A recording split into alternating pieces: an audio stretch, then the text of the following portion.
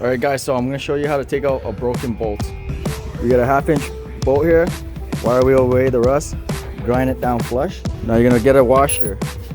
The hole of the washer is just about the same size of the bolt. Get your torch.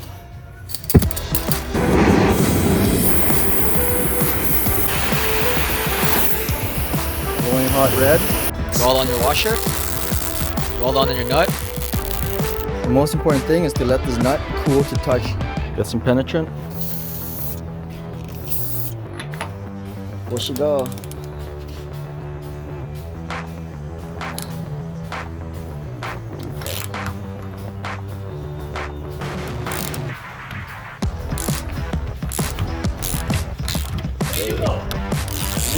No cells for parts.